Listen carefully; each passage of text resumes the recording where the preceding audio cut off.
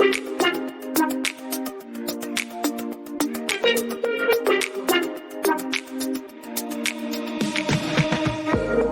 êtes sur Système et Compagnie, le podcast qui vous accompagne à piloter votre business en ligne. Je suis Sonia Laurembourg et ma mission est d'accompagner les web entrepreneurs à changer d'échelle de business. Ici, vous découvrirez des conseils, des concepts et des réflexions pour reprendre le contrôle sur votre temps et votre activité et structurer et développer votre business en ligne. Bonne écoute!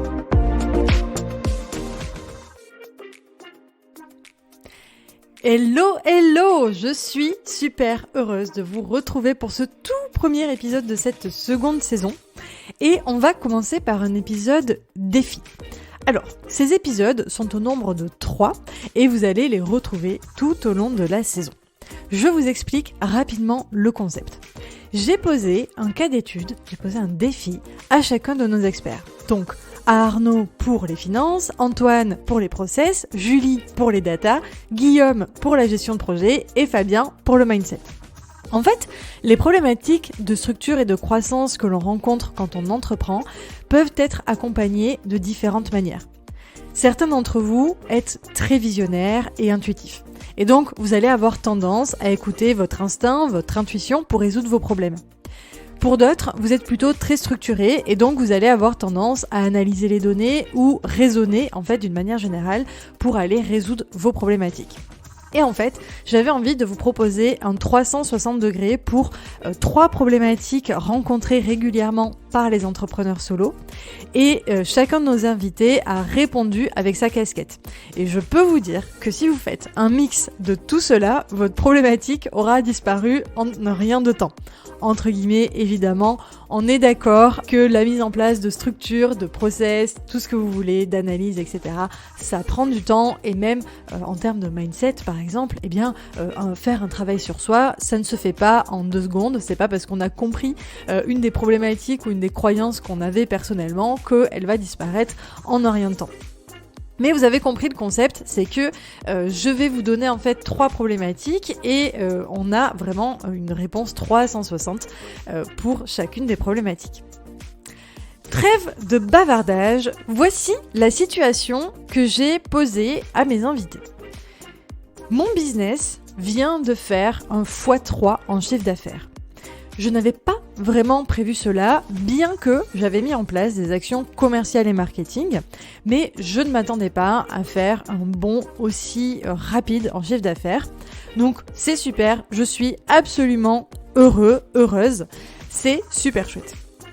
En revanche, je ne m'attendais pas non plus au revers de la médaille, même si on se doute bien que chaque situation, il y a un côté pile et un côté face. Je n'avais pas vraiment anticipé le côté un petit peu caché de l'iceberg, c'est-à-dire que maintenant, je me retrouve complètement sous l'eau. Je passe mon temps à éteindre des feux. Et clairement, il va falloir que je recrute des personnes pour m'aider. En fait, c'est génial, j'ai fait un x3 en termes de chiffre d'affaires, mais j'ai aussi fait un x3 en termes de clients. Et donc, il y a énormément maintenant de choses à gérer dans le quotidien, dans le day-to-day de l'entreprise. Alors, on me parle de recrutement, de structure, de système. Et d'ailleurs, Sonia, tu nous en parles dans ce podcast, tu nous donnes plein de conseils dessus. C'est génial, mais help! Sincèrement, comment je fais, par quoi je commence, sachant que clairement, je n'ai pas vraiment le temps de faire tout ça. Je vous disais en introduction, oui, structuré, ça prend du temps, etc. Sauf que, en fait, là, j'ai carrément pas le temps de structurer mon business. Je dois avant tout délivrer ce que j'ai vendu et je suis pas du tout dans une démarche, en tout cas un moment de mon business où je peux me poser, mettre à plat, etc.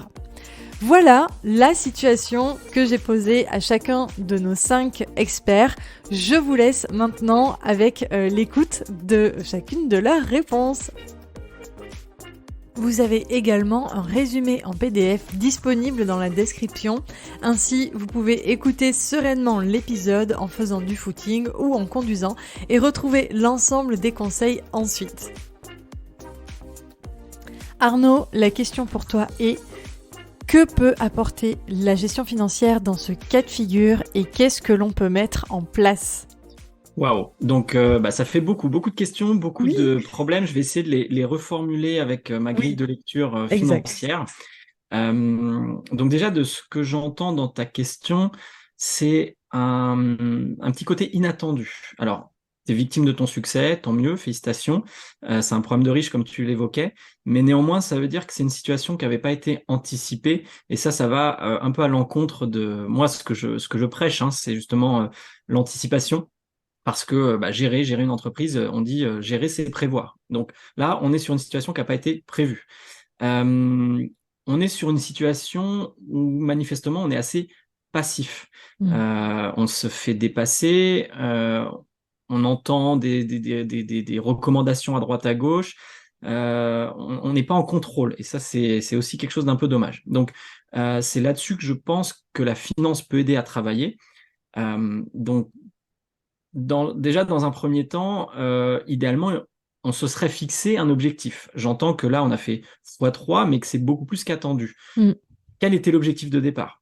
Est-ce que cet objectif, il avait déjà été envisagé, mais juste pour plus tard, et donc le succès est arrivé plus tôt que prévu, ou est-ce que juste on n'avait jamais espéré faire autant, et donc on s'était pas projeté en fait sur les problèmes de riches qu'on allait rencontrer?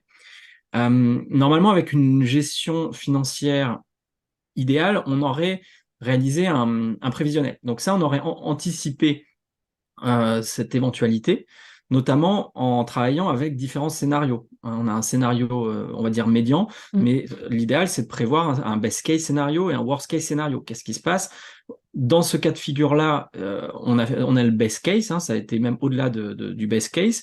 On aurait tout à fait pu avoir le worst case, c'est-à-dire le lancement n'a pas fonctionné. Ouais. Et là, qu'est-ce qu'on fait? Comment on réagit? Donc, si on n'a pas de plan B, ça peut être inquiétant. Si on n'a pas identifié des leviers sur lesquels on puisse travailler, ça peut être très dangereux. Donc, moi, voilà, j'appuie vraiment sur cette idée d'anticipation. Euh, Idéalement, en amont, on aurait fait un travail financier de projection. Donc ça, c'est un premier point, même si ça répond pas concrètement à ta question. Euh, Alors, en- je me permets, je te coupe, Vas-y. ça répond pas à la question en effet, mais je trouve hyper important de le noter, parce que en vrai, normalement, les personnes qui nous écoutent, bah, l'idée c'est de leur donner les bons conseils. Et là, le bon conseil, c'est en fait la gestion d'entreprise, c'est de l'anticipation en fait. On gère pas ce que j'entends et avec ce avec quoi je suis complètement d'accord, c'est que on gère pas une entreprise comme ça, en mode wouh, bah on verra bien ce qui se passera. Et donc, il y a quand même des petites choses à mettre en place au départ. Complètement C'est ça. d'accord. Là, on est dans de la réaction Ouais, devant de l'imprévu en mode pompier. Et c'est c'est ça. souvent là qu'on fait des bêtises. Exact. Donc, pour éviter les Exact. bêtises, l'idéal, ce serait d'avoir eu plusieurs scénarios et de se dire, Mm. dans ce scénario-là, qu'est-ce que je fais? Et dans ce scénario-là, qu'est-ce que je fais? Il n'y a pas besoin de creuser jusqu'au bout le scénario et d'y passer des heures, mais ne serait-ce que de se dire, voilà, est-ce que je me mets en danger si ça marche pas? Et si je me mets en danger, est-ce que je me mets en danger si ça marche trop bien? Donc voilà, déjà à chaud, Prendre. mon ressenti. Mm. Ensuite, ensuite, je m'interroge, tu vois, tu disais j'ai fait x3. Donc déjà, est-ce que c'est x3 par rapport au mois dernier? Est-ce que c'est x3 sur un an? Est-ce que c'est x3 sur une période plus longue? Euh, il faudrait qu'on soit un tout petit peu plus précis sur le x3 pour que je comprenne l'ampleur du problème. Parce que voilà, souvent sur le marché de l'entrepreneuriat, de l'infoprenariat, on envoie des chiffres comme ça, on communique Oui. des chiffres Mm. avec beaucoup d'imprécision. Et moi, Mm. je me bats un peu contre ça parce que ça peut être trompeur. Bref. Donc, par exemple, là, tu dis j'ai fait x3, j'imagine c'est sur mon chiffre d'affaires. Oui. On va parler du Euh, chiffre d'affaires et je vais te dire, par exemple, pour te donner un peu plus de contexte, en fait, je fais régulièrement des lancements de produits. Et donc, tu vois, par rapport au dernier lancement, celui-ci m'a rapporté un chiffre d'affaires trois fois supérieur au précédent. Et donc, qui dit trois fois plus de chiffre d'affaires dit trois fois plus de clients, en fait. C'est aussi pour ça qu'on est en mode pompier. Bien sûr.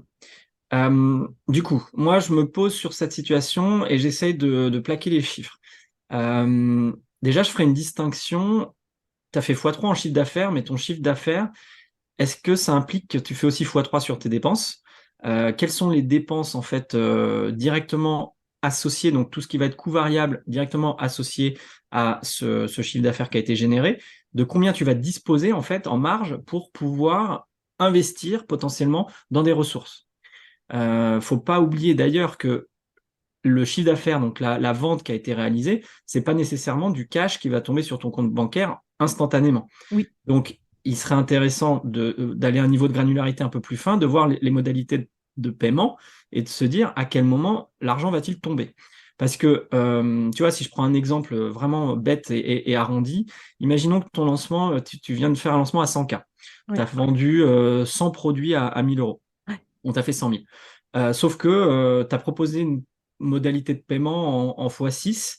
Donc, du coup, ce que tu vas encaisser le premier mois, par exemple, ça va être un petit peu plus de 15 000 euros. D'accord? Sauf que tu as probablement eu recours à des ressources, donc par Oui. exemple un closer, par exemple, Ouais. ou d'autres, ou peut-être quelqu'un qui prend une commission sur ton chiffre d'affaires. Par exemple, si tu as organisé un webinaire et ton prestataire il est intéressé sur le volume de vente, ce coût-là, tu vas peut-être devoir le décaisser tout de suite. Donc, face aux 15 000 que tu vas encaisser, tu vas peut-être avoir des commissions à hauteur de 20% du chiffre d'affaires, donc c'est peut-être 20K que tu vas devoir décaisser. Et ça, tu vas peut-être devoir le décaisser tout de suite. Donc, potentiellement, tu vas appuyer sur ta trésorerie à hauteur de 5K. Donc là, c'est la notion de fonds de roulement ou de besoin en fonds de roulement. Au-delà du chiffre d'affaires, il y a la notion de collecte du cash. À quel moment est-ce que ça va vraiment tomber sur ton compte bancaire et donc de combien tu vas disposer pour pouvoir réinvestir et recruter des personnes. Donc ça, c'est important. Ok. Ensuite, une fois que tu as déterminé quelle est la marge que tu vas générer sur ton lancement et que tu envisages de recruter des compétences, euh, voilà, de combien tu disposes, est-ce que tu sais combien va te coûter telle ou telle compétence, comment est-ce que tu les priorises, est-ce que tu as une idée du retour sur investissement des différentes compétences que tu vas recruter. Idéalement, ça aussi, ça s'anticipe. Tu vas pas recruter quelqu'un du jour au lendemain, c'est le meilleur moyen pour faire un mauvais choix. Donc, l'idéal, c'est d'avoir un peu anticipé, réfléchi en amont à quels sont les profils qui seraient intéressants dans différents scénarios et d'avoir une idée du tarif, peut-être même idéalement d'avoir des contacts et de pouvoir les actionner au moment où c'est vraiment nécessaire. Ok, hyper intéressant. En gros, je résume. Ce que j'entends, c'est, bon, dans un monde idéal, on anticipe. Et donc, vous qui nous écoutez aujourd'hui, si vous n'avez pas encore complètement mis en place des choses, et de toute façon, toute cette saison de podcast, ça va vraiment être là pour ça, c'est inciter en fait à mettre en place des systèmes et un peu de structure dans vos entreprises. Mais si on se retrouve un petit peu coincé, comme ça arrive, en fait, moi, j'ai vraiment beaucoup d'entrepreneurs autour de moi que j'accompagne ou même que je côtoie qui, en fait, se retrouvent du jour au lendemain propulsés comme ça, sans avoir anticipé.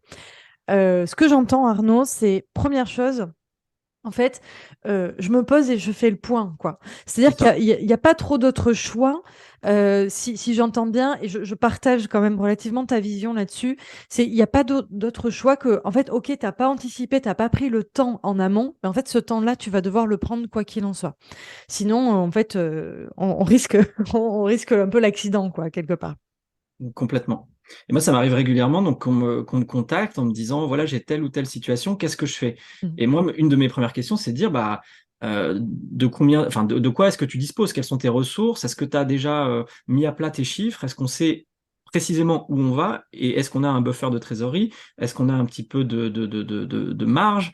Et souvent, en fait, la réponse est non. C'est que l'entrepreneur en face, il a pas anticipé, pas mis en place de système, donc il n'a pas de réponse à m'apporter et on part de zéro. Mm. Et là, le côté pompier, c'est même plus un pompier. Là, en fait, souvent on me contacte avec en cherchant une solution miracle. Sauf que malheureusement, la finance fait pas des miracles et souvent c'est presque trop tard. Ouais, je comprends. C'est hyper intéressant. Et c'est vrai que moi aussi, souvent, j'ai cette réponse-là qui est, bah, en fait, oui, tu viens avec tes problématiques. Moi, souvent, c'est en gestion de projet qu'on vient me chercher. Euh, mais en fait, aujourd'hui, gestion de projet ou recrutement, aujourd'hui, la question, elle est, peu importe la situation, il va falloir qu'on mette à plat. Moi, je peux pas t'aider si on regarde pas ce qu'il y a, ce qu'il n'y a pas, comment c'est composé, etc. Absolument. Et du coup, si je recentre un tout petit peu sur la finance et que je résume du coup ton plan d'action, c'est un. regarder les besoins qu'on va avoir en termes de ressources, donc généralement ressources humaines, pour venir en fait répondre à la croissance de l'entreprise et en tout cas à la croissance de travail qu'a engendré le fait de rentrer beaucoup de clients. C'est ça. Donc, on calcule en gros de quoi on va avoir besoin et combien ça va nous coûter. Deux, on va regarder sur le chiffre qu'on a rentré, de quelle manière il rentre. Est-ce qu'en fait, je fais 100 000 euros d'un coup sur ma trésorerie, sur mon compte, ou en fait, comme tu dis, ça va être par palier de 15 000. Et donc, si j'ai engendré des frais déjà avant, pour le lancement, plus les frais que je dois engendrer après pour comment dire, financer mes ressources, sans compter qu'il y a aussi le fonds de roulement classique hein, avec les charges régulières, les outils, etc. En gros, l'idée, c'est de calculer un petit peu tout ça, voir si j'ai besoin d'aller, entre guillemets, taper dans la trésorerie ou pas. Et du coup, moi, ça m'appelle aussi une vigilance, c'est que il faut penser à avoir de la trésorerie quand même sur le compte parce que, ben, en fait, si demain je fais x3 sur mon chiffre d'affaires, ben, en fait, potentiellement, le jour J, je vais pas pouvoir parer à la situation parce que j'aurai pas la trésorerie nécessaire et qu'il va falloir peut-être que j'attende 2, 3 mois avant de pouvoir couvrir mes besoins et du coup, ça risque d'être 3 mois très inconfortables. Absolument. Et ce serait quand même un comble que de faire un super lancement, mais de se retrouver avec des difficultés juste parce qu'on n'a pas une trésor de sécurité Et oui. suffisante. Et donc celle-ci, elle se constitue dans la durée progressivement, hein. Il ne s'agit pas du jour au lendemain Mm. d'arrêter tous les investissements pour constituer un matelas trésorerie. Non, il faut le faire progressivement. On dit souvent qu'il convient de prévoir à peu près 6 mois de charges fixes devant soi pour pouvoir pallier à la fois à une bonne surprise comme c'est le cas ici, mais surtout à une mauvaise surprise si jamais les temps deviennent pluvieux. Mais encore faut-il connaître à combien se chiffrent ces charges fixes, par exemple. On connaît ce chiffre et est-ce qu'on a constitué ce matelas? Je reviens sur la notion d'anticipation. Si on veut mettre en place un matelas de trésorerie, ce sera d'autant plus douloureux si on le fait brutalement euh, quand on en prend conscience. Alors que si on le constitue petit à petit, à mesure que le business Mm. augmente, chaque effort supplémentaire est finalement assez indolore. Donc, on a tout intérêt voilà, à constituer ce matelas de trésorerie petit à petit pour en disposer et passer sereinement les virages. Super. Et tu vois, juste pour finir Oui. la métaphore du virage, faut imaginer le business un peu comme une voiture de course. Plus t'accélères en fait, et plus bah, ton erreur de pilotage et Mm. une éventuelle sortie de piste peut être brutale. Et voilà. Donc, euh, plus on accélère, plus les virages sont difficiles à passer. Excellente métaphore. Franchement, j'aurais pas trouvé mieux parce que je trouve que c'est tellement représentatif. En fait, c'est vraiment ça. C'est-à-dire que tu risques d'exploser en plein vol. En fait, plus tu vas vite. En fait, hein, plus t'es en mode pilote Formule 1. C'est ça. Ouais, hyper intéressant.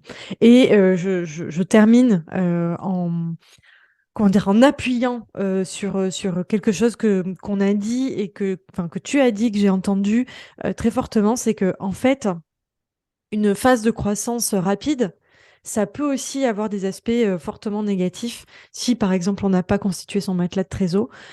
Donc, c'est d'autant plus intéressant d'avoir cette vision-là et de se dire, en fait, oui, même si demain je fais x3, x10, x12, ben, en fait, potentiellement, je peux me mettre en difficulté. Bien sûr. C'est contre-intuitif, mais c'est Et possible. oui. Et c'est pas quelque chose qu'on entend sur les réseaux, donc je suis contente aussi qu'on puisse l'aborder de cette manière-là. Parce qu'on entend beaucoup de ouais, on augmente son chiffre d'affaires, on fait 10K, 20K, 100K, etc.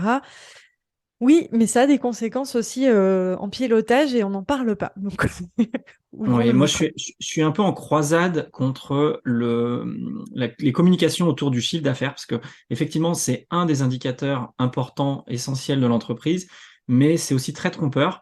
Alors bien sûr il y a de l'affichage, hein, parce que c'est le chiffre le plus élevé, on va dire, d'un compte de résultat, c'est celui qu'on met en avant, mais le chiffre d'affaires en tant que tel, il veut rien dire. En fonction déjà de l'activité dans laquelle on travaille, de son secteur, tu vois, si tu fais un chiffre d'affaires, je dis n'importe quoi, tu fais 100 000 euros en e-commerce, c'est pas du tout la même chose que de faire 100 000 euros en coaching, par exemple. Si Complètement. tu fais 100 000 euros en coaching, tu as finalement peu de frais, alors qu'en e-commerce, tu vas avoir des coûts d'acquisition de produits, etc. Donc, ta marge dans le e-commerce va être faible, voire très faible, en coaching, elle va être très élevée. Donc, c'est déjà pas des chiffres qui sont comparables. Donc, moi, comment dire, je martèle le fait qu'il faut parler de chiffre d'affaires, mais il faut aussi parler de bénéfices. Pourquoi? Parce que l'objectif, c'est que la société, elle dure le plus longtemps possible, qu'elle soit pérenne, et elle ne sera pérenne que si elle génère à minima un point d'équilibre et au mieux, enfin, idéalement quand même des bénéfices. C'est quand même le but. On peut très bien faire x3 sur son chiffre d'affaires, tout en faisant aussi x3 sur ses pertes, en fait. Si on est sur un business qui est déficitaire, ben faire x3, ça n'a juste aucun intérêt. Il vaudrait même Heureusement. mieux réduire la voilure, en fait. Ouais, Euh, donc le x3, pour moi, en dehors de son contexte, il n'est pas pertinent. trop bien. Un Voilà, grand merci Arnaud pour ta réponse à ce défi qui, je suis sûre, va éclairer plein de personnes. je te remercie. Antoine, est-ce que tu peux nous dire ce que peuvent apporter la mise en place de process et la mise en place d'automatisation dans ce cas de figure? Qu'est-ce que l'on peut mettre en place? Merci Sonia. Tout d'abord, c'est rigolo parce que c'est à peu près la situation dans laquelle 90% de mes clients sont. Oui. En Oh, mode ah, j'ai un peu grossi, au secours, je meurs. c'est ça. Tout à fait. Alors, la première étape, pour moi, elle est très simple. C'est d'abord, on doit faire un état des lieux pour comprendre où on est, où on en est. Sinon, Mm. on va nulle part. Donc, première étape, c'est un état des lieux, ce qu'on appelle dans le jargon un peu technique une analyse de flux, qui consiste à mapper, donc faire la carte des différents processus, actions, etc. Ça n'a pas besoin d'être très compliqué, hein. Mais c'est juste de réfléchir à un niveau un petit peu donc méta, à prendre du recul et se dire, OK, quels sont les différents blocs de mon activité qui sont en place et dont j'ai besoin pour que ça fonctionne. Mm. Par exemple, j'ai un bloc qui va être de faire de l'acquisition client en allant publier sur des réseaux sociaux, j'ai un bloc qui va être de conversion client avec des appels de closing, j'ai un bloc qui va être de délivrer le produit, j'ai un bloc qui va être de facturer, etc., etc., etc. Chaque business est différent. Et donc, une fois qu'on a ces espèces de gros blocs, je appelle des blocs méta, on va un petit peu plonger à l'intérieur, on va zoomer en fait au fur et à mesure pour Ouais. comprendre ce qu'il y a dedans, ce qui s'y passe, qu'est-ce qu'on fait, etc. Euh, alors, tu vas me dire, t'es mignon Antoine, mais moi j'ai pas le temps en fait là, C'est hein, ça, c'est ce que j'allais te dire. j'ai pas de débat. T'es mignon, j'ai pas le temps. Alors, c'est pour ça qu'il faut faire appel à un professionnel déjà de un. Oui. Euh, et je dis pas ça de façon anodine, c'est que vous êtes tellement plongé dans votre business que vous aurez beaucoup de mal à ressortir la tête de l'eau et à avoir un regard objectif. Et je vais être transparent, c'est mon métier et dans mon entreprise, et j'ai énormément de mal à le faire. C'est pas grave, c'est juste comme ça, c'est un état de fait. Mm. D'un point de vue beaucoup plus pragmatique et terre à terre, euh, dans ces moments-là, on veut lever deux choses. On veut lever ce qu'on appelle les irritants et les goulots. Ok. Oui. Un irritant, c'est quoi? Un irritant, c'est un truc qui irrite. Merci Antoine. Quelque chose en fait qui va gratter, qui va embêter vos équipes et sur lesquelles elles vont passer beaucoup trop de temps. Ouais. Je prends un exemple, mais alors d'une bête et méchant. Ouais. J'arrive pas à, par exemple, j'arrive pas à lire tous les emails parce que les emails sont envoyés et sur la boîte contact et sur la boîte support et j'arrête pas de switcher entre les deux trucs et je suis perdu, etc. Ça, c'est un irritant parce que la personne qui va faire ce travail-là, vous hein, peut-être, va devoir perdre beaucoup de temps par rapport à ça et ça va l'énerver. Et plus que le temps perdu, ce qui est encore plus important, c'est, on va dire, les émotions et le mindset que ça génère de se dire, ouais, alors que je redéconnecte, connexion, mais j'ai pas envie, j'ai perdu du temps. Et c'est le petit extra mile, comme on appelle ça, qui sera pas fait parce que c'est pas forcément le temps que ça prend, c'est que l'énergie pour le faire, qui est différente du temps, elle va être oh j'ai juste pas envie quoi. Voilà. Ah, j'arrête, je veux pas. Ok. Ouais. Donc Ouais. lever les irritants. Lever les irritants, ça c'est vraiment un point de vue très très on va dire équipe center dans le sens où on va parler à l'équipe ou à nous-mêmes. Hein. On va comprendre ce qui nous bloque, on va regarder pourquoi ça nous bloque et comment on peut le résoudre. Sur le cas des emails, il y a plusieurs logiciels type Front pour ne pas le citer qui permettent de centraliser les boîtes d'emails. Vous pouvez aussi dire, bah, je reroute l'intégralité des emails qui arrivent sur support vers contact. Il y a plein de choses faisables, ok? Mais c'est absolument lever ces irritants-là. Ça va, on va dire, aider, ça va soulager l'équipe dans la partie énergie, comment elle se sent, elle n'a pas l'impression de tourner en rond et d'appuyer sur connecter, déconnecter en cours de journée. Mhm. L'autre chose dont on a parlé, c'est la partie de goulot. Un goulot s'appelle un goulot étranglement. À la Mm. base, ça vient d'une personne qui s'appelle Eliyahu Goldratt, théorie des contraintes, qui est un mec absolument formidable, qui en fait dit simplement que tout système ne peut aller aussi vite que son composant le plus lent. Ok. Je m'explique, vous avez tous été à l'école, vous avez tous eu des problèmes avec des baignoires qui fuient, etc. Et ben, si vous avez une baignoire qui fuit très lentement au milieu, vous avez beau avoir des baignoires qui fuient super vite de deux côtés, et ben ça, le débit il va être le débit de la plus petite baignoire. Hmm. Point barre. Hyper clair, hyper clair. Voilà. Ouais. Et donc, du coup, trouver ce goulot-là, à quel endroit je pêche, à quel endroit mon entreprise pêche, et comment je fais pour le lever. Ok. Et c'est à cet endroit-là qu'il faut travailler. Parce que si, par exemple, vous avez un problème au niveau du closing et de la transformation de vos clients, et vous n'avez pas assez de closers, etc., et vous n'arrivez pas à faire à générer assez d'appels, mais vous dites, ah, j'ai une trop bonne idée, je vais prendre un CM et on va lancer la pub Facebook. Ça ne sert à rien. Parce que vous ne pouvez pas prendre plus de choses. Autre truc, si vous dites je délivre pas assez vite mes programmes, les gens ont pas assez, et ben du coup je vais prendre des coachs en plus, et ben bravo, vous avez recruté des coachs alors que vous n'avez pas plus de clients parce que votre problématique c'est l'acquisition, c'est la transformation client, pardon. Voilà. Hmm. C'est ce point-là. Et une fois qu'on a identifié ces points-là, on peut commencer à entrer dans l'optimisation et le technique, c'est-à-dire, ok, et ben maintenant que je vois que c'est là que j'ai un travail, comment je peux faire? Quel est le problème de mes closers? Est-ce qu'ils n'ont pas assez d'heures? Et c'est quoi leur taux de conversion? Etc., etc., etc. Voilà, c'est vraiment une approche très data-centric, qui est vraiment, j'ai un problème, j'identifie d'abord où est mon problème, je suis sûr, je teste, je vérifie, et une Hmm. fois que je sais où est mon problème, je m'attaque, on va dire, à démembrer ce problème et à explorer ce qu'il y a derrière, etc. Il y a plein de méthodes qu'on pourrait expliquer, on ne va pas forcément entrer dans le détail, mais l'idée, c'est un peu toujours la même chose, c'est je regarde le problème, j'essaie de le comprendre, notamment la méthode qu'on appelle QQO, QCCP, Oui, c'est quoi, qui, où, comment, combien, pourquoi, j'en ai sûrement bien, je crois qui qu'il y a un permet en fait camp aussi, oui. Ouais, il y a un camp qui se balade, je sais jamais, il y en a trop, j'ai des notes, five wide, five W, one H, en anglais. Voilà, j'ai des notes comme ça, anti-sèche, euh, qui permet en fait de prendre le problème, de le poser de façon simple, plus simple possible, et après de dire, ok, maintenant que j'ai ce problème-là, je sais quel est mon problème, je Hmm. vais tester mes hypothèses et je vais avancer step by step by step by step. Et c'est que comme ça, en fait, que vous aurez un résultat et vous pourrez progresser, honnêtement. Et là, ce que je viens de vous dire, ça résume quasi l'intégralité des méthodes d'amélioration continue qu'on utilise en industrie. Alors évidemment, de façon plus complexe, mais c'est tout le temps la même chose. Et un dernier conseil par rapport à ça, moi il y a une méthode que j'adore qui s'appelle le 5G, qui est assez peu connue. Ce n'est pas le 5 ou rien, c'est autre chose. Le 5G. Le 5G, en fait, c'est une méthode, alors c'est des noms G avec des noms japonais, hein, je ne me souviens jamais. La première, c'est quoi? C'est aller sur le terrain, qui s'appelle Gemba en japonais, et comprendre ce qui se passe. C'est pas si jamais vous avez des personnes qui font l'appel pour vous, etc., que c'est dans votre bureau, loin d'elles, que vous pourrez savoir ce qui se passe mal. Allez leur parler, allez comprendre ce qui se passe. Ok. Deuxième problématique, observation. Deuxième étape, observation. Allez voir, allez observer, allez comprendre. Ok, donc du coup, tu dis que tu n'arrives pas assez à closer. Ok, mais qu'est-ce que tu ressens? Ah, bah, t'as un appel sur deux, il se passe pas bien. Pourquoi? Parce que la personne, elle vient pas. Ah, c'est intéressant. Allez récupérer, allez observer votre système. Troisième point, les faits, les chiffres. Ok, ok, je close pas. Ça veut dire quoi, je close pas? Je close 10%, 15%, 20%, 50%? Bon, 50, c'est pas dégueulasse. Hmm. 10, pas la même chose. Est-ce que c'est sur une personne, sur deux personnes? Ça dépend des horaires, etc., etc., etc., etc. Est-ce que ça dépend des adsets publicitaires, ainsi de suite. Troisième étape, la théorie, qui est en général là où ça blesse, c'est est-ce que j'ai une procédure, est-ce que j'ai un process qui me dit comment ils doivent faire les choses? Hmm. 90% du temps, il n'y en a pas. Ok. On est Et d'accord.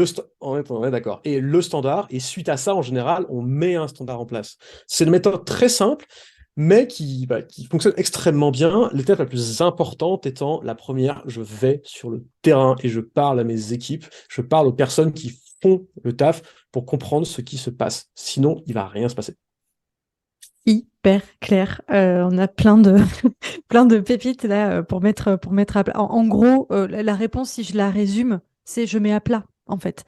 Je mets à Oui. plat la situation. Tu nous as partagé en fait des méthodes justement pour nous aider à mettre à plat et pas partir un peu de zéro, parce que bah, en fait, si voilà, on a quelques-unes de tes méthodes.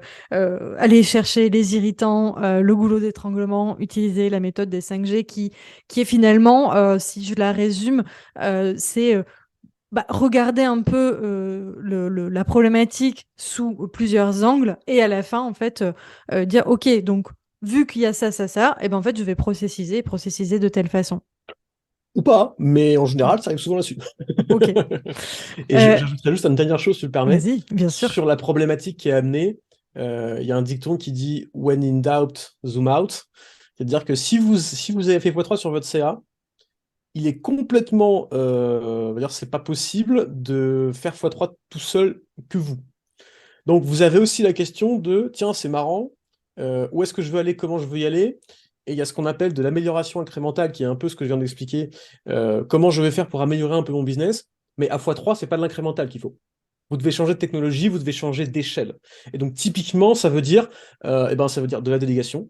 Ça veut dire comment je fais pour ne plus faire ce que j'ai pas envie de faire. Est-ce que je dois simplifier mon offre, etc., etc., etc.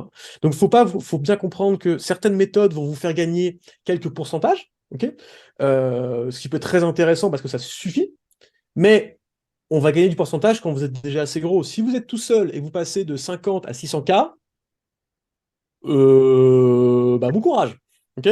Vous ne pourrez pas passer à travers certains points qui Oui. sont en général la délégation. Encore une fois, pour déléguer, il faut savoir quoi déléguer, comment déléguer. Et on repart sur un process et j'arrête d'en parler parce que voilà. Ok, trop bien. Merci beaucoup. J'ai juste une dernière petite question sur ce défi-là, on va dire, sur cette mise en pratique, ce cas pratique. C'est le livrable en quelque sorte. C'est-à-dire sur quoi je fais cette mise à plat? Est-ce que je prends un bout de crayon? Est-ce que un bout de papier et un crayon?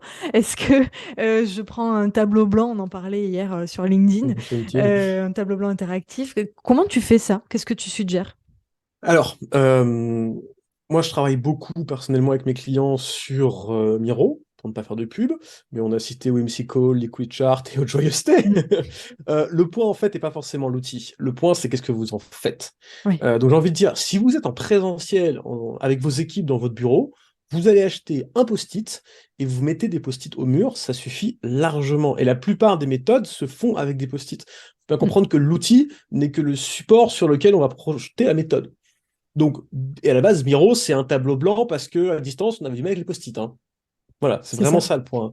Donc, n'importe quelle méthode fonctionnera. L'important, c'est que ce soit partagé, vu et compris. Ça coche ces 3 critères-là. Vous faites ce que vous voulez. À part taguer sur les murs, et encore. Ok, trop bien. Merci beaucoup pour ta réponse. Ouais, assez fan de Miro aussi pour mettre à plat, diagnostiquer un petit peu ce qui se passe. Très, très pratique. Eh ben, écoute, merci beaucoup Antoine pour ce défi. Et Merci à écoute, toi. on te retrouve sur le suivant. Guillaume, la question pour toi, dans ce cas de figure, qu'est-ce que peut nous apporter la gestion de projet ou le management et qu'est-ce que l'on peut mettre en place?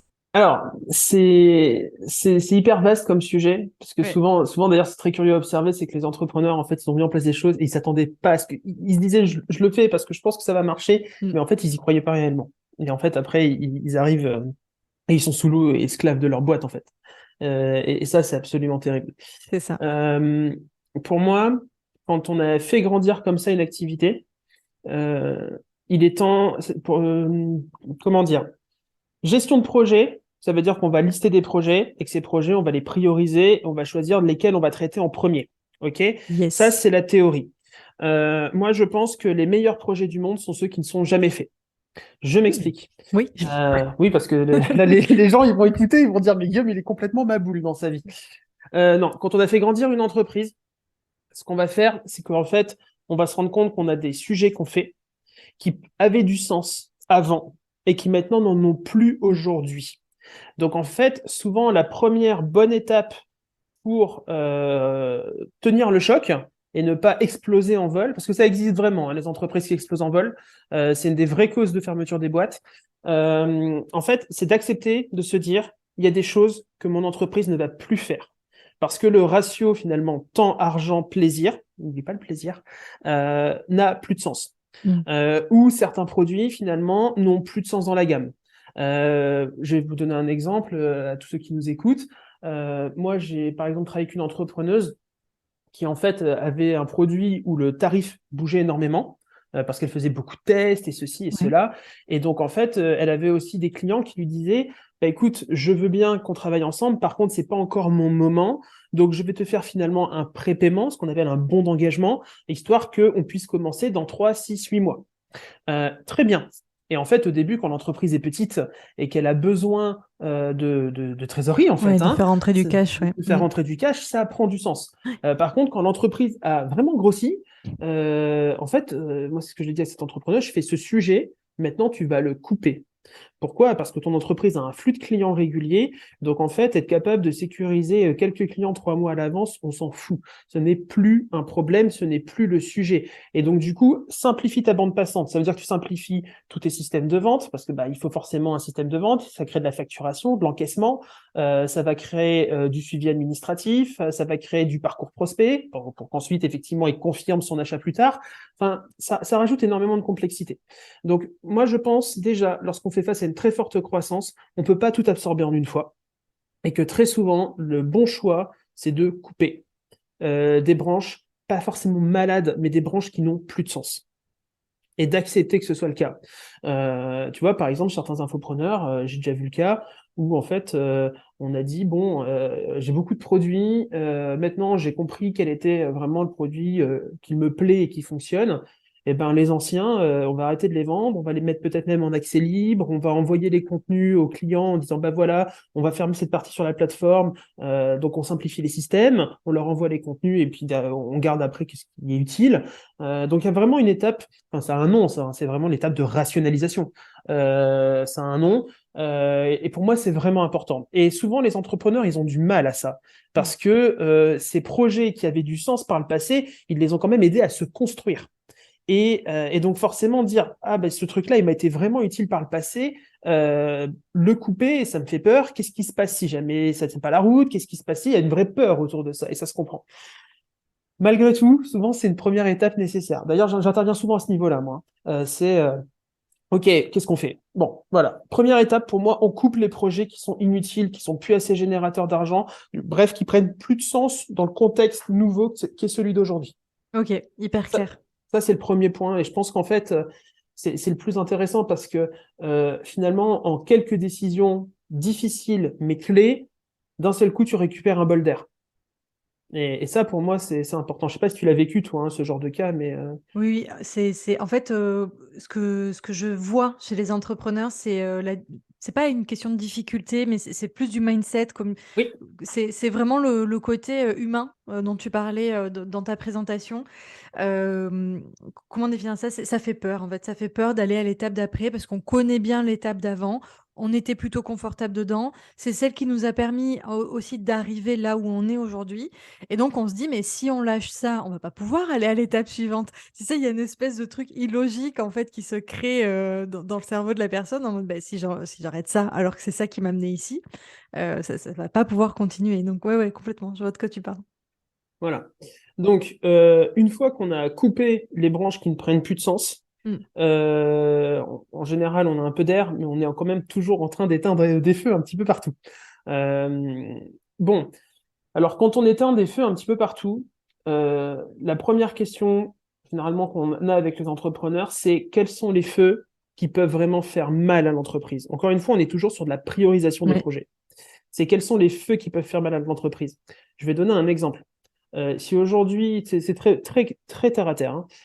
Si jamais aujourd'hui, on s'est engagé d'un point de vue commercial à faire une réponse à tous les clients en 24 heures, et qu'en fait, notre équipe aujourd'hui est taillée, sous-taillée, et qu'on fait des réponses en 48 heures, et ben en fait, il faut pas s'inquiéter de ça.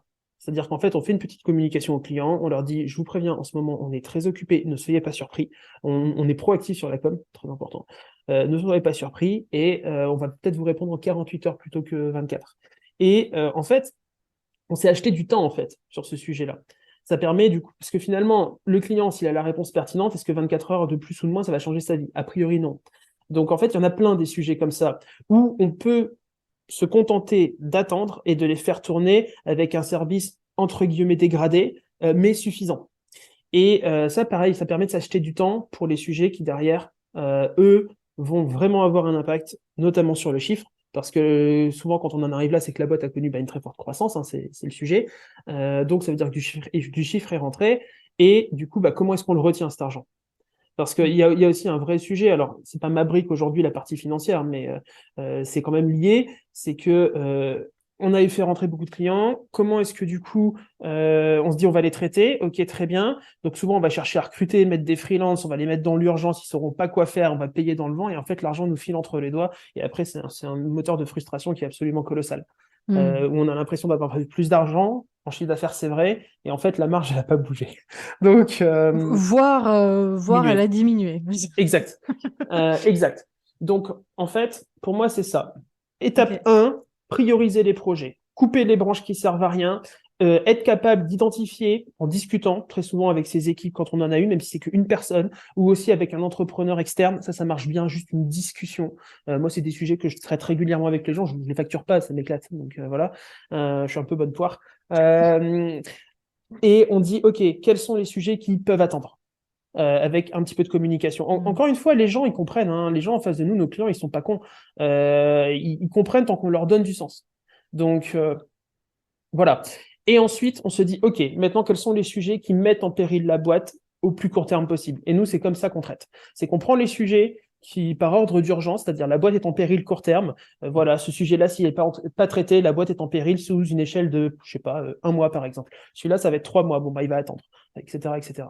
On est obligé de les prendre un à un parce qu'en fait, à l'instant T, on n'a pas l'équipe qui est structurée pour pouvoir traiter les sujets en parallèle. Et recruter en urgence n'est pas la solution. Parce que recruter prend du temps, à la fois sur le process de recrutement. Aujourd'hui, pour moi, les gens qui s'imaginent qu'un freelance, ça se trouve, un bon freelance, ça se trouve en claquant des doigts, on envoie une pseudo-fiche de poste et ça y est, c'est fait. Non, hein, c'est complètement faux, parce qu'un freelance peut être très bon pour quelqu'un et très mauvais pour vous et réciproquement. Ensuite, le freelance, comme un salarié, hein, c'est pas indépendant tout de suite, c'est pas autonome tout de suite, il va devoir rentrer dans l'entreprise, comprendre ce que vous faites, pourquoi vous le faites, quels sont les moyens à sa disposition, quels sont les moyens qu'il n'a pas, qu'est-ce que vous allez attendre comme qualité de livrable, parce que ça on en a parlé, mais le vivre c'est autre chose. Donc non, on peut pas recruter en urgence. On peut pas recruter en urgence. Pour moi, c'est le pire qui puisse arriver, c'est qu'on se permet de recruter 3, 4, 5, 6 personnes en urgence, c'est l'implosion assurée. Oui, bah, je rebondis dessus parce que ça. Alors déjà, je plus sois à 300%. Tu vois, quand un freelance a besoin, après ça dépend de la mission, mais entre 1 et 3 mois pour être Ouais. pleinement efficace. Ça peut aller peut-être même jusqu'à 6 mois hein, pour certaines missions, selon ce qu'on demande à la personne. Donc clairement, la personne ne peut pas être opérationnelle aujourd'hui et donc elle ne peut pas venir éteindre les feux. C'est souvent le problème aussi que je récupère, c'est bah dis donc, ça se passe pas bien avec mon assistante, elle entre guillemets, elle comprend rien, elle sait pas. Non, non, c'est pas qu'elle comprend rien et qu'elle sait pas, c'est que il faut prendre le temps. En fait, elle peut pas arriver et se mettre dans ton cerveau et puis exécuter à ta place, quoi. Ça marche pas. D'autant plus qu'au moment où on parle, ton entreprise est pas trop structurée, donc la transmission d'informations est pas forcément très optimisée, donc c'est compliqué. Et ce sur quoi je voulais rebondir aussi, c'est que ça a en plus l'effet inverse. C'est-à-dire que tu vas recruter plein de personnes. Ok, je vais prendre un content manager, un community manager, un ceci, gna, gna. Et en fait, on va arriver à un moment où, comme tout s'est fait dans l'urgence, c'est le bazar absolu. Et après, il faut prendre, entre guillemets, reperdre du temps pour tout enfin, je sais pas comment dire, redébobiner, quoi, tu vois. Hum, C'est pas le terme, mais je pense que ouais. tu vas comprendre. Oui, oui, j'ai Et très ça, bien ça compris. prend un temps fou. Hum, hum, hum. Et ouais, moi, Ouais. c'est ce que je fais parfois. Et honnêtement, ça prend du temps, quoi. Ouais. Et tu vois, même sur des profils bah, comme toi, comme moi, qui sommes finalement un peu plus relativement capés, on a un petit peu de bouteille, on a quand même vu pas mal de choses, sans avoir tout vu, bien sûr. Même nous, quand un entrepreneur travaille avec nous, enfin, faut pas se leurrer, hein, on n'est pas pleinement opérationnel en un mois. Hein. Ouais, pas du tout même. Moi, avant, bah, oui, aujourd'hui, j'ai des entrepreneurs, je bosse avec eux depuis, je regarde la date là, depuis plus de 10 mois, j'ai encore des découvertes. Ouais. Et c'est OK en fait. En C'est fait, OK. c'est OK, c'est bien d'en avoir conscience, vraiment, parce qu'en plus, ça met, je trouve, tout le monde à l'aise.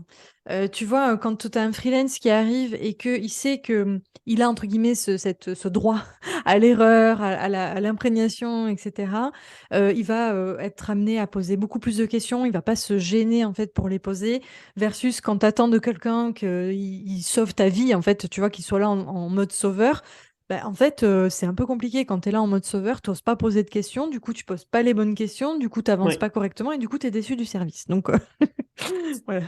Ça, tu vois, ce que tu dis, pour moi, c'est un vrai critère même de recrutement. Oui. Et moi, je le rends très explicite dans mon recrutement. Moi, quand je recrute un freelance, ou un salarié d'ailleurs, hein, Mm. pour moi, c'est le même débat. C'est-à-dire que le premier sujet, déjà, je parle très peu de savoir-faire au début. Je vais beaucoup parler de savoir-être. Parce que c'est pas que la personne sera une personne sympa ou pas, c'est pas le sujet. C'est est-ce que son savoir-être va matcher à celui de la boîte. Et, et donc, c'est très clair. C'est au début et sans langue de bois. Parce qu'en plus, souvent, on peut avoir tendance à un peu, on va dire, embellir la mariée de l'entreprise lorsqu'on va faire le pitch Oui. pour la personne à recruter. Hein, et que derrière, on va lui dire oui, alors voilà, on va faire ci, on va faire ça. Ouais, non. Moi, je suis très cash. Je fais, OK, l'ambition, c'est ça. Par contre, à l'instant T, les galères, c'est ça, ça, ça et ça. Ça veut dire qu'on est parti pour 3 mois de chaos. Donc, si jamais travailler dans le chaos est quelque chose qui te gêne, ça veut dire qu'il ne faut pas travailler avec nous. Tu vas être malheureuse. Chère personne, tu vas être malheureuse. Et donc, ça veut dire que tu vas monter en frustration. On va monter en frustration. Tout le monde va perdre du temps. Ça marche pas. Donc, moi, je suis plutôt partisan je dis les choses de façon extrêmement cash, que ce soit sur le contexte de la boîte, mais aussi sur le caractère des gens avec qui elle va travailler. Moi, par exemple, c'est ma nature, je suis quelqu'un d'extrêmement direct. Je dis les choses, c'est jamais positif ou négatif. Quand ça va bien, je le dis. Quand ça va pas, je le dis aussi, parce que le but, c'est de tendre vers du meilleur. Donc, c'est toujours très constructif, mais tout le monde n'est pas forcément réceptif à ça. Donc, ça s'adapte. Donc, moi, c'est systématiquement, c'est ça, c'est le contexte de la boîte, c'est ceci.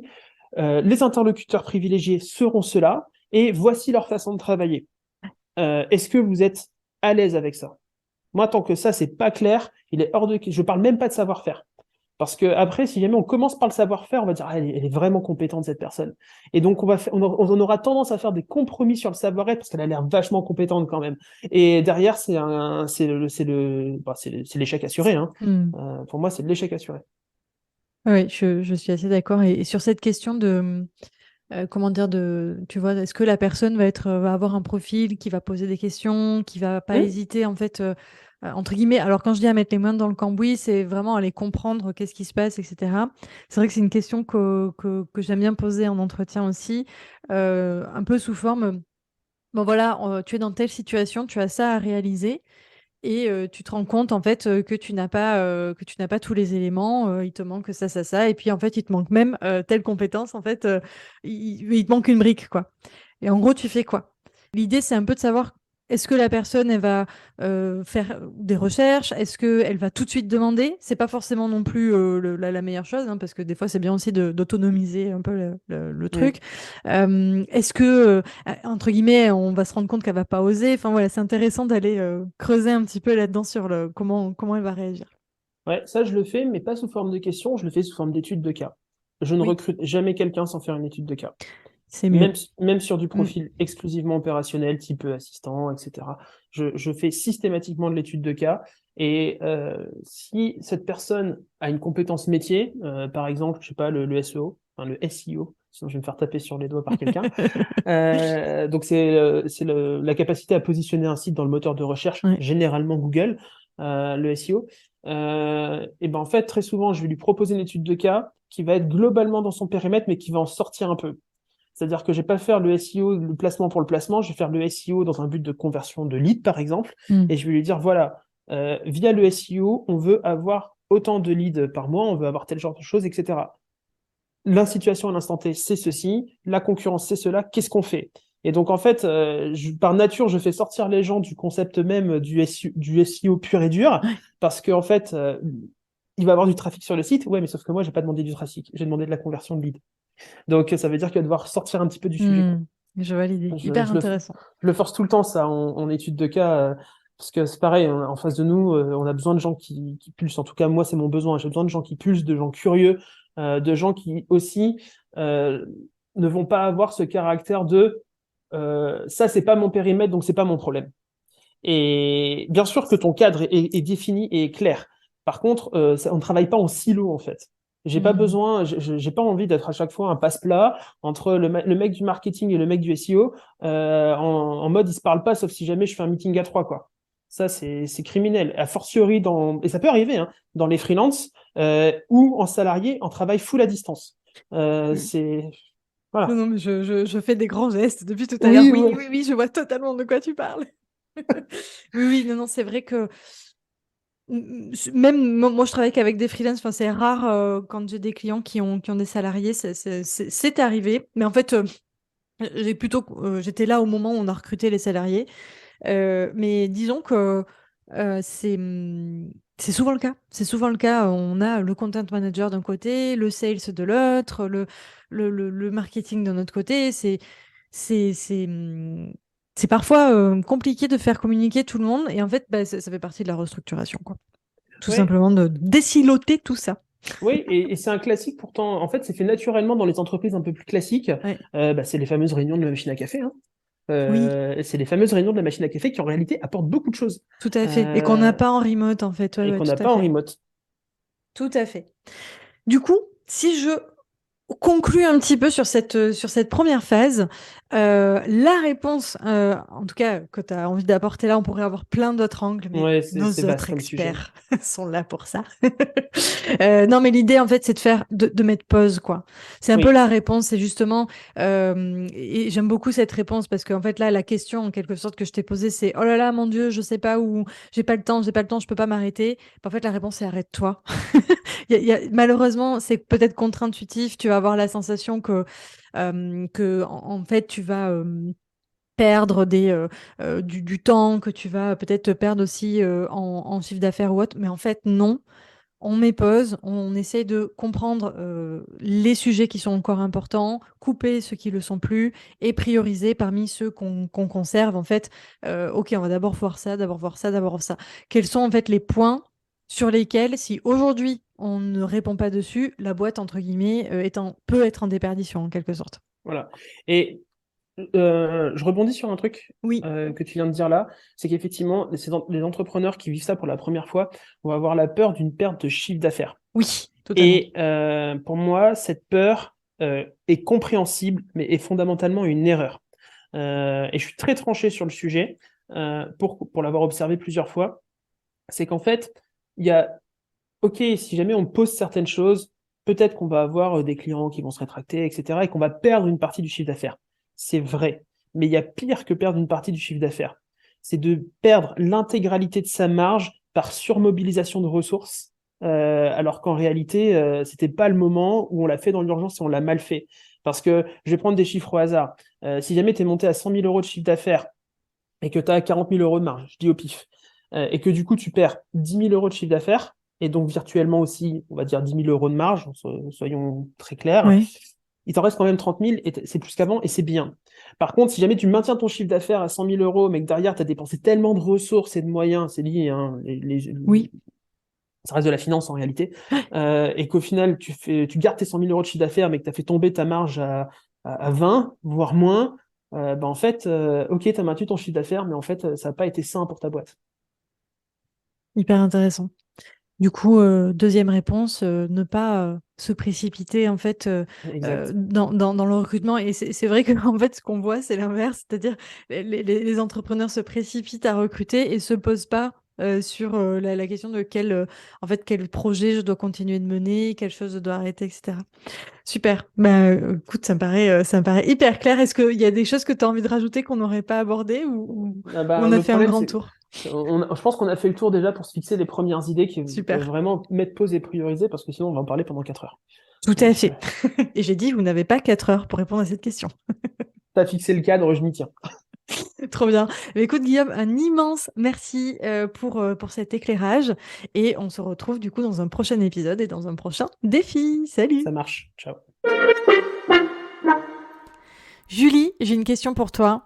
Dans cette configuration, qu'est-ce que je peux faire en termes de data, en termes de suivi des métriques? Alors, pour pouvoir aider quand on est dans ce type de problématique, Ouais. moi, ce que je conseillerais, c'est vraiment de pouvoir monitorer, en fait, déjà son évolution et ses succès, par exemple, notamment ses succès de campagne.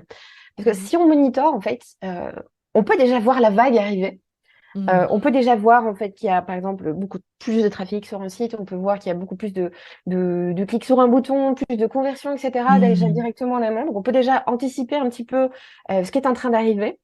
On peut aussi voir quels sont les leviers en fait qui ont fait décoller le business. Donc ça Hyper permet aussi intéressant. de pouvoir Mhm. voilà plus investir dans ces leviers-là, voir un peu si certaines choses par exemple n'ont pas du tout été utiles, ben, on peut peut-être les laisser tomber ou les mettre de côté pendant un temps pour pouvoir se recentrer finalement sur ce qui fonctionne bien. capitaliser sur voilà, une cible particulière, un média particulier, etc., pour pouvoir se recentrer par rapport à tout ça. Et ce qui est intéressant aussi, c'est de pouvoir se dire, bon, OK, par rapport aux objectifs que je m'étais fixés, si je m'en suis fixé dès le départ, hein, parce que c'est souvent aussi ce qui pêche. Donc, pouvoir un peu se refaire une structure par rapport à ces objectifs. Donc, se dire, OK, ma vision, c'est ça, c'est vers ça que je veux aller, moi, dans quelques années, dans un an, etc. Essayer de pouvoir un peu restructurer tout ça et de se fixer des objectifs par rapport à cela, donc qui sont importants pour son business, pour faire en sorte que son business réponde à nos propres attentes. Et en fonction des objectifs qu'on se pose, voilà, c'est recentrer certaines actions. Et ces actions, les identifier par rapport à des KPI qui soient smart, donc qui puissent être mesurables, quantifiables, qui puissent être aussi placés dans le temps. Et se dire, voilà, à un moment donné, je veux qu'il se passe ça à tel moment, et regarder ce qui se passe à ce moment-là. Est-ce qu'on est en lien avec ce qu'on avait estimé et attendu? Est-ce qu'on est justement 10 fois plus haut, 10 fois plus loin, alors que c'était pas du tout prévu?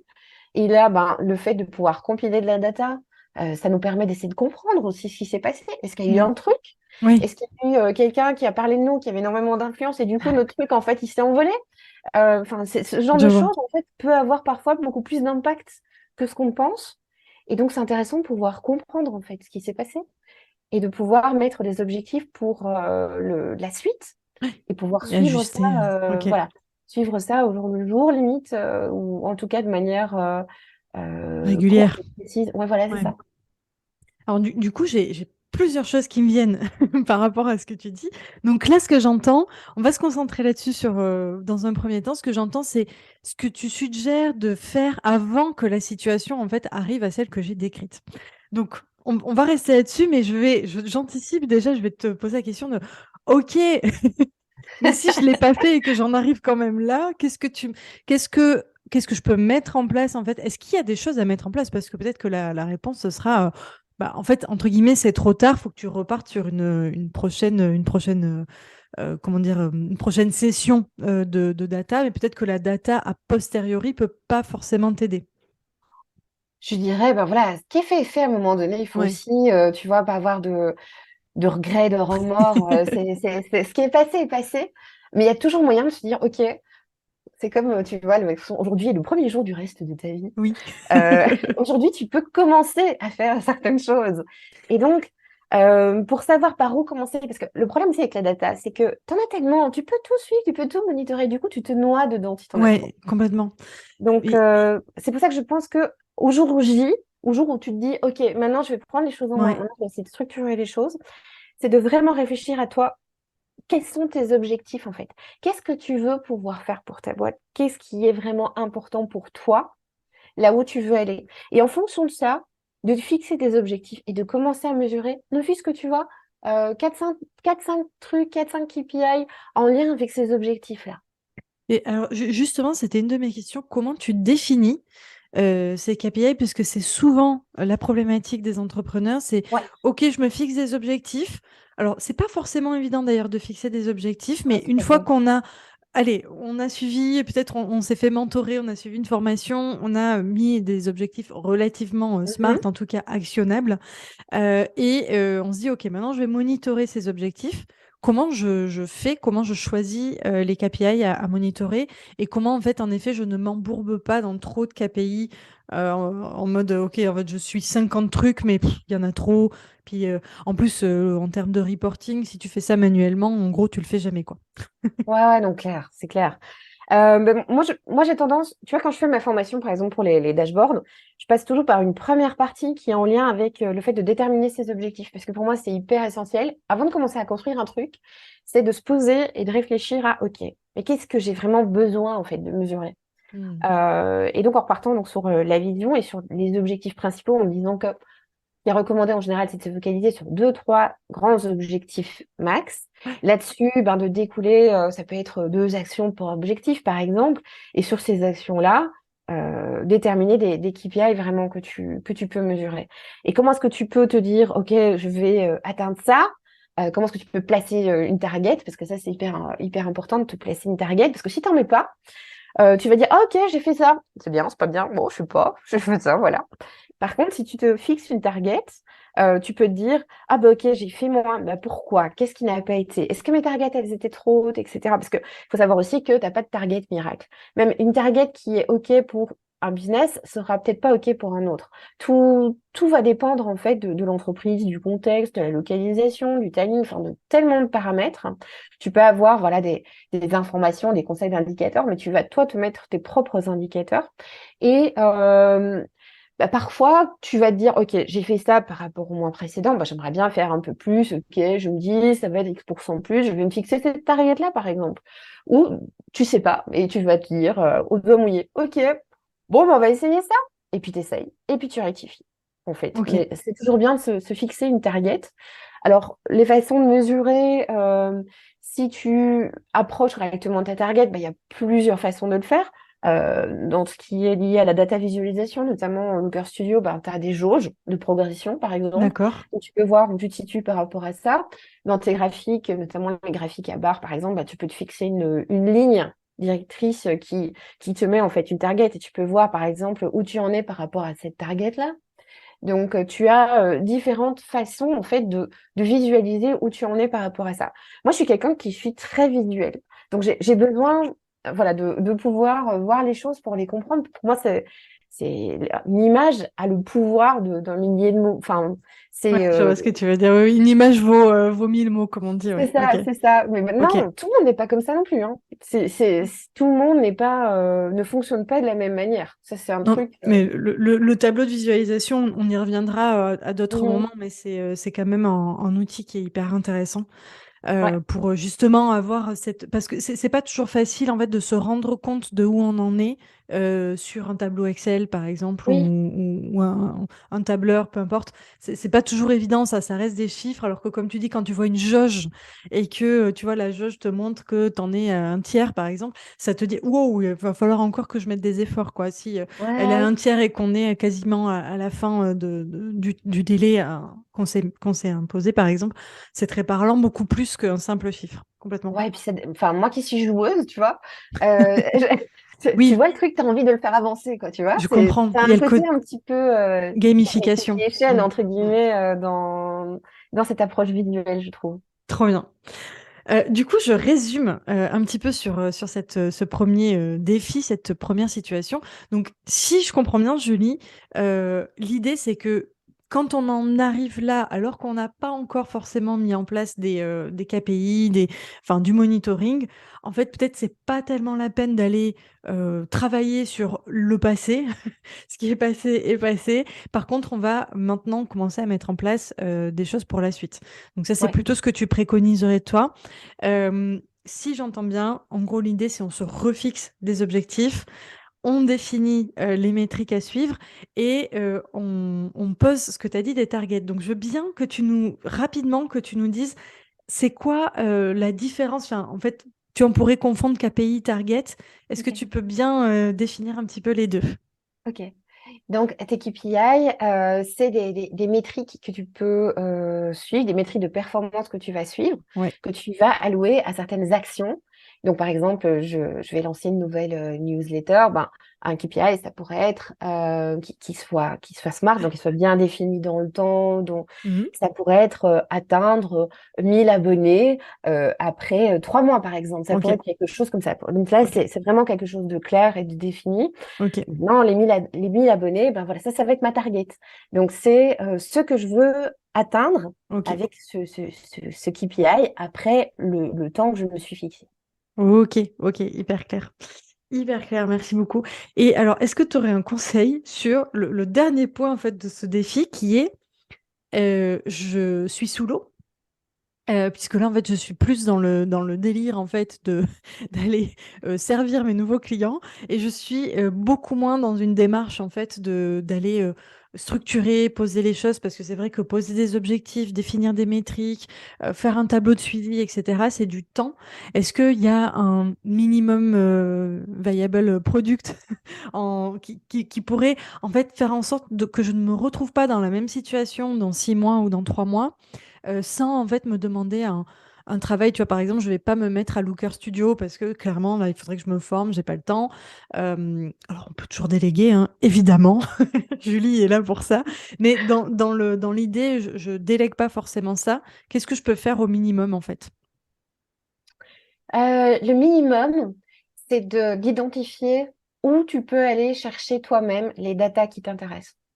C'est de te Ok. dire, OK, ces datas-là, comment est-ce que je peux les retrouver? Où est-ce que je peux les retrouver? Et de te faire allez, une petite liste, une petite to-do, tu vois, à faire régulièrement, à dire, OK, je prends le temps d'aller regarder pour ces Ok. informations-là, où j'en suis. Parce qu'en fait, je pense que ben, tu es dans l'euphorie et le stress de ce genre de situation. Ouais. En fait, ce qui est le plus important, je pense, hein, à mon sens, c'est de vraiment se poser 2 secondes, arriver en fait à se dire, stop, je mets pause et je regarde et je comprends ce qui se passe. Et même si t'as pas le temps, voilà, de te poser toute une journée pour vraiment refaire le truc, tu définis au minima certaines informations qui sont importantes que tu vas pouvoir suivre, parce que ça va au moins te permettre aussi d'anticiper. Parce que si ça continue sur cette même courbe exponentielle, ben, t'es noyé dans peu Ouais. de temps si tu mets rien en place. Donc c'est hyper important, je pense, voilà, c'est comme c'est une petite comparaison un peu bizarre, mais on m'avait toujours dit, le jour où tu te maries, tu fais une pause dans ta journée pour regarder ce qui se passe. Mhm. Et c'est ce que j'ai fait à l'époque. Mais c'est vrai qu'en fait, c'est tellement de l'euphorie, tout passe tellement vite Oui. qu'en fait, tu profites même pas du truc, quoi. Tu regardes même pas ce qui se passe et c'est fini et tu es dans une espèce de postpartum mariage après et où en fait, tout est passé trop vite. Donc, à un moment donné, c'est bien aussi de pouvoir, toi, t'arrêter, respirer. Et puis, pour ton bien-être aussi psychologique, je pense que t'es obligé à un moment donné de faire Ouais. cette pause et de prendre du recul, en fait. Ok, non mais c'est intéressant ce que tu dis, c'est que en fait même dans cette période en fait de rush, Mhm. alors évidemment c'est pas la période où tu vas tout mettre à plat, prendre le temps de Ouais. tout poser, etc. Parce qu'en effet tu es dans le day to day et il faut délivrer au client, mais il y a quand même une mini prise de recul minimum à faire qui est nécessaire pour justement en fait euh, aller monitorer ce qui se passe, parce que si on est dans cette courbe exponentielle et ça arrive, bah en fait on va continuer à se faire déborder. Et là, en fait, la data, ce qu'elle va nous apporter à ce moment-là, c'est nous donner le warning, nous dire attention, en fait, c'était pas exceptionnel dans ton business, ça continue. Donc, il va Mhm. falloir mettre en place des actions pour C'est ça. aller parer à ça. Donc, ça peut être recruter, ça peut être plein d'autres choses. Mais l'idée, c'est en fait de quand même prendre un minimum de recul pour ne pas continuer dans cette courbe qui potentiellement peut être compliquée humainement. C'est ça. Il faut sortir le nez du guidon, comme on dit. Ok. Hyper clair. Merci beaucoup, Julie, pour tes éclaircissements sur ce défi. Merci à toi. Fabien, en termes de mindset, comment le travail sur soi peut nous aider à résoudre cette situation et qu'est-ce que tu conseilles de faire? Bon, Vaste déjà, la question. première des choses, je dirais félicitations, parce que c'est quand même hyper cool d'être dans ce problème-là. Donc, si je comprends bien le problème exposé, on est sur le cas de quelqu'un qui est seul. Oui, exactement. OK. Quelqu'un qui est 100% seul et qui a fait x3, donc qui tournait à 30 000 et qui d'un coup s'approche de la barre des 100. Tout à fait. C'est OK. ça. Bon, vraisemblablement, ça veut dire qu'elle a fait un lancement, cette personne a fait un lancement qui a cartonné. En gros, c'est l'idée. En gros, c'est l'idée. Bon, déjà, ça veut dire quoi? Ça veut dire que elle a fait un lancement, elle a fait rentrer une cohorte, Mm. il y a 3 fois plus de monde que d'habitude. Ouais. Néanmoins, ça n'a pas duré 3 fois plus longtemps. L'accompagnement, il va être soit de 3, de 6 ou de 8 mois, éventuellement 12 mois si jamais elle a fait l'erreur de partir sur un truc de 12 mois au départ. Mais en tout cas, il va pas être plus long. Donc, j'ai envie de dire, effectivement, les conseils du type non, mais vas-y, sors la tête de l'eau, respire, va faire des vacances et tout, ça marche pas. Là, quand t'as le feu, t'as le feu. Donc, j'ai envie de dire, courbe les chines, fais le dos rond et tiens bon jusqu'à la fin de cet accompagnement-là. C'est parce que c'est effectivement très compliqué de mettre des choses en place alors que tu es en train de rouler à fond, voire même d'accélérer. Oui, complètement. Donc moi, j'aurais plutôt tendance à essayer de consolider, même si c'est un peu fragile parce que les bases n'ont pas été posées, mais consolider ce qui existe déjà. Donc peut-être, tu vois, l'aider à gérer un peu mieux son temps en faisant des blocs. Essayer à tout prix d'éviter le multitâche.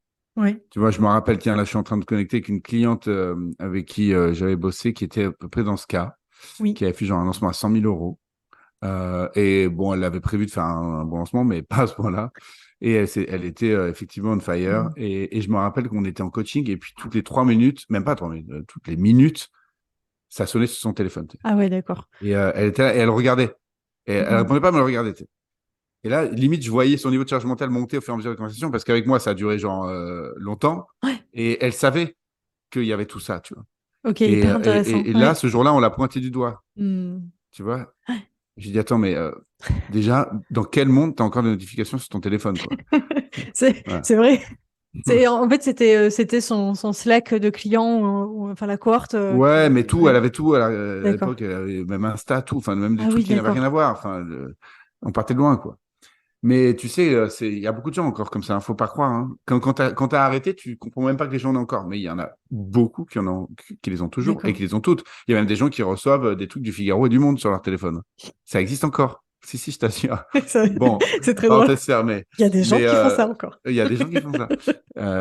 Bon, voilà. Donc, déjà, moi, j'irai travailler avec cette personne sur ça pour sauver les meubles. C'est-à-dire, donc, gestion de son temps, gestion de son énergie. Au quotidien. Donc, l'aider à faire des blocs de temps, à pas trop avoir d'interruptions, éviter le multitasking autant que possible. Donc, en faisant des blocs de demi-journée ou de quart de journée, etc.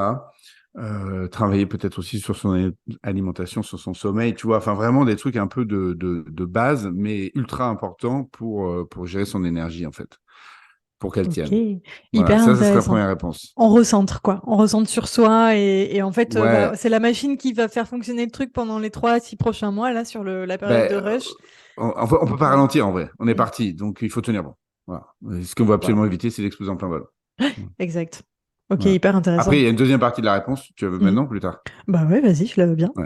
La deuxième partie de la réponse, du coup, ça serait OK, la vague est passée. J'ai surfé la vague, j'ai pris beaucoup de vitesse, je me suis un peu fait peur. Mais ça y est, je suis revenu au rivage et je retrouve un peu de calme. Là, c'est pause. Et là, vraiment, c'est pause. Et là, c'est difficile parce que quand tu es parti là-dedans, tu dis, oula, faut pas que je rate la prochaine vague. C'est vraiment ce côté, peut-être que si jamais je ne reprends pas la deuxième, il n'y en aura plus. Et j'aurais vécu ça qu'une seule fois dans ma vie, c'est horrible. Et en fait, non. Là, c'est vraiment ce moment où il faut t'entourer. Et donc là, tu parlais tout à l'heure du programme d'accompagnement. Moi, j'aurais tendance à dire, vas-y, va te faire accompagner. Si possible en groupe, parce que le groupe apporte énormément. Après, bon, il y a des personnes qui n'aiment pas le groupe, donc ça peut être du one-one, mais va te faire accompagner pour avoir quelqu'un qui te prend la main et qui t'aide à te poser, à t'arrêter. T'arrêter, on s'entend, pas arrêter business, mais tu vas te poser, respirer, reprendre donc de l'énergie, des ressources, etc., mais aussi prendre de la hauteur et dire, OK, attends, je suis où là? Je ressors la tête de haut, je suis où? OK, je viens de là, je vais là. Où est-ce que je vais être dans 1 an? Où est-ce que je vais être dans 5 ans? Où est-ce que je vais être dans 10 ans? C'est des exercices qui sont très faciles à faire quand tu es accompagné, très dur à faire soi-même. Ah oui, complètement. Voilà. Je valide ça. Voilà. Quand tu es accompagné, c'est très facile.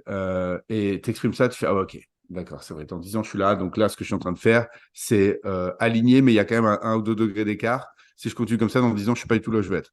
Donc, je rectifie et je redonne du sens à tout ce que je fais. Et là, boum, l'énergie revient. Et on reprend des forces.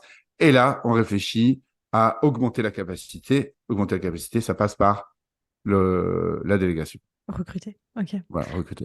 Ok, hyper intéressant. J'aime beaucoup l'idée de d'abord passer la vague en mode bon bah tu creuses, enfin tu courbes un peu le dos et puis ça va passer. Ouais. Parce que c'est vrai que c'est la réalité en vrai. Donc il y a pas 10 000 choses à faire et c'est intéressant que tu n'aies pas mentionné à ce moment-là bah tiens recrute quelqu'un pour t'aider à ce moment-là parce que en fait souvent je sais pas toi comment tu le vois mais si tu l'as pas dit c'est que peut-être tu penses la même chose. C'est une erreur dans le sens où, alors ça dépend. C'est une erreur si on pense que la personne va nous aider à sauver en fait la situation et qu'elle va éteindre Mm. tous les feux. Donc clairement en fait ça ne marchera pas. Mm. Après bon, on peut avoir quelqu'un où on a pleinement conscience que de Mm. toute façon on va être dans le rush ensemble et que ça va être le bazar et qu'il n'y aura pas de process et que voilà. Mm. Mais c'est une erreur que font certaines personnes, c'est oh là là, je suis dans le jus. Je vais prendre quelqu'un qui va m'aider à résoudre toutes les problématiques du Mm. moment et du coup ça va passer. Et en fait, la problématique, c'est que ça se dure plus longtemps en fait quand on fait comme ça parce que on essaye de faire en même temps ce que tu as mentionné, le point 1, c'est-à-dire passer cette vague qui est quand même assez, Mm. assez grosse à surfer, et en même temps de faire l'étape 2, c'est-à-dire de se poser, de réfléchir, Créer les etc. process. Mm. Et tu peux pas, en fait, tu peux pas être à la fois posé Mm. sur la plage et surfer la vague. Ça marche pas. Ouais, exactement. Je suis absolument d'accord avec toi. C'est ce que je pense aussi. En fait, on ne peut déléguer que ce qui a d'abord été processisé. Mm. Et si tu l'as pas fait et que tu es parti sur la vague, c'est trop tard pour le faire. Voilà. Donc, accroche-toi et gère comme tu peux. Voilà, voilà. Effectivement. Après, euh, bon, il y a, effectivement, après, c'est de l'humain. Donc, ça veut dire que t'es pas à l'abri d'encontrer quelqu'un qui te dit, et je l'ai vu hein, dans le passé, quelqu'un qui te dit, OK, je peux t'aider. Mm. Je suis prêt à onboarder avec toi sur cette planche de surf. Ok, j'ai compris, c'est casse-gueule, ça va trop vite et c'est le bordel, mais j'ai envie de ça. Et en contrepartie, soit on s'associe, soit machin. Enfin, il y a un bénéfice commun. Ça, c'est possible, je l'ai déjà vu.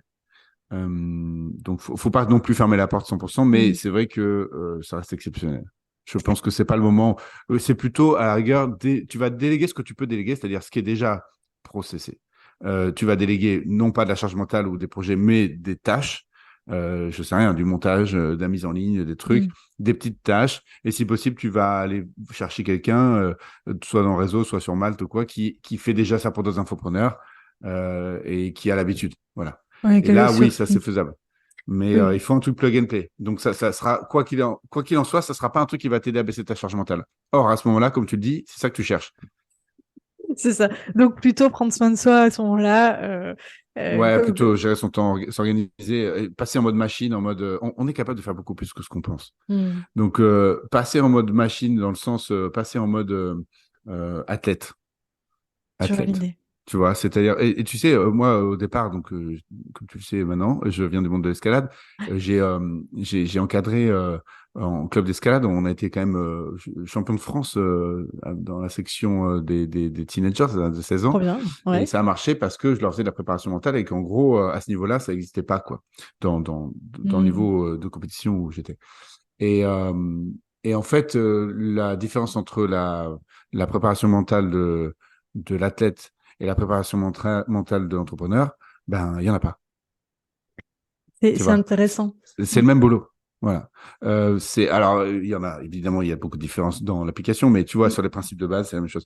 Et donc, ce que je veux dire par là, c'est qu'à un moment donné, la personne, si elle est donc partie sur ce surf, on reprend cette image, voilà, pour moi, l'idée, c'est lui apprendre le 20-80 Mm. de la gestion de son énergie et de son focus en mode athlète. Hyper intéressant, ça me fait penser à Aline, que tu connais très bien, Mm, donc Aline de The Bee Boost, pour ceux qui nous écoutent, qui a compris en fait justement ce côté préparation mentale et mm, qui, alors je sais pas si elle le fait encore, mais je sais que quand je bossais avec elle, il y a eu un moment où elle a commencé sur les lancements de la BSB, en fait, à faire clairement de la préparation physique et mentale avant les lancements, de Ah manière oui. à arriver hyper opérationnelle et justement être prête à surfer cette vague-là. Donc, soit, parce qu'elle sait très bien hein, que quand la BSB arrive, on Mm, fait un fois beaucoup sur le nombre de mm, clients en gestion. C'est-à-dire que, d'ailleurs, sur le business model tel qu'il était quand je travaillais avec elle, je schématise grandement, mais en gros, on passe de 0 à 500 clients en 10 jours. Ouais. Donc forcément, il y a une charge énorme. En fait, déjà, il y a le lancement en lui-même, et puis après, il y a une charge énorme qui arrive sur les 3 mois qui suivent. Et en fait, elle s'est fait, elle s'est fait avoir comme tous les entrepreneurs classiques. Et ensuite, une fois compris ça, elle s'est mise à faire vraiment les 3 mois qui précèdent en fait le lancement.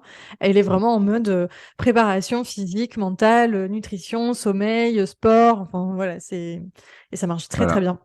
Ben, on est sur quelqu'un qui fonctionne comme une athlète.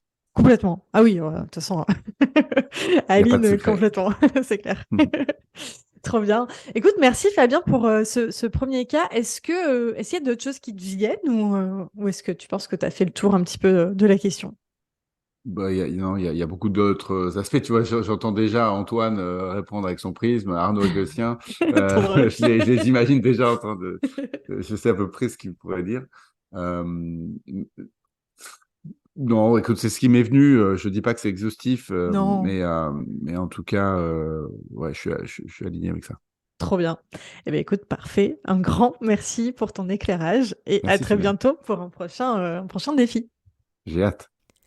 Et voilà pour ce premier épisode défi. N'oubliez pas que vous pouvez télécharger le résumé de tous ces conseils en PDF dans la description du podcast. Merci d'avoir écouté l'épisode jusqu'à la fin. Si vous l'avez apprécié, n'hésitez pas à le partager autour de vous et à vous abonner. Vous pouvez soutenir le podcast en laissant un avis sur Apple Podcast ou Spotify. Quant à moi, je vous souhaite une merveilleuse journée et je vous dis à très vite dans le prochain épisode.